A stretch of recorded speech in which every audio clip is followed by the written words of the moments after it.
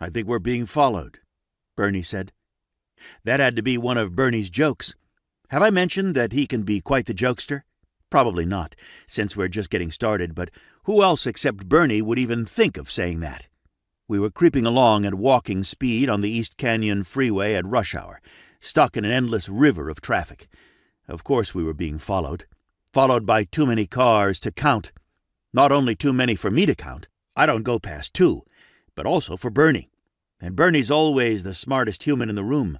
One of the reasons the little detective agency is so successful, leaving out the finances part.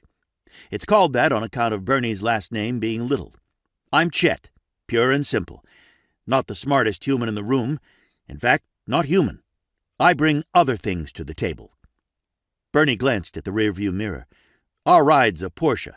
Not the old one that went off a cliff, or the older one that got blown up, but the new one, which happens to be the very oldest, with the martini glasses paint job on the fenders.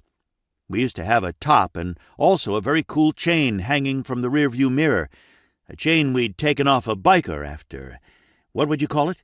A dispute? Good enough. But recently, we'd had to use it to temporarily cuff. Wow! Another biker. How amazing was that? I came close to finding some sort of deep meaning, but before I could get there, Bernie said, 3 lanes over, 6 cars back, in front of the Amazon truck. See the maroon Kia? I checked the rearview mirror myself. 3, 6, Amazon, maroon, Kia? Every single one of them not easy for me. But I've always been lucky in life. So all I saw in the rearview mirror was Bernie. My Bernie. He has the best face in the world, especially if you like strong noses and eyebrows with a language all their own, and I do. He has plans to get that slightly crooked angle in his nose straightened out after he's sure it won't be broken again. But that would mean game over for his uppercut. That sweet, sweet uppercut, guaranteed to put perps to sleep. So I hope his nose stays just how it is forever. Can't make out the driver, he said. But that Kia was in the back corner of the Donut Heaven lot, meaning whoever it is has been with us for 10 miles on a real complicated route. He turned to me and smiled. $1 to donuts, Chet. That was a puzzler. Bernie'd had a cruller, and I'd gone with the sausage croissant, donuts not even mentioned.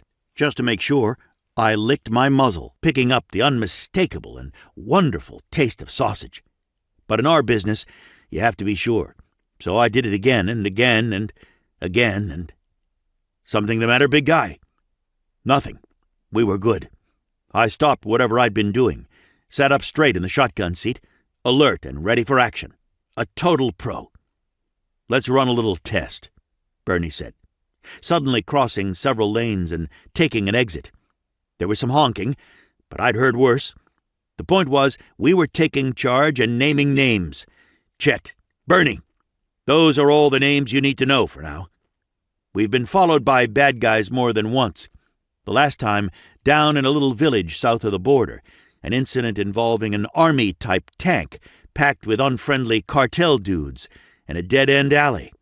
That had turned into an exciting adventure, full of all sorts of fancy driving on Bernie's part, and even for a fun moment or two on mine.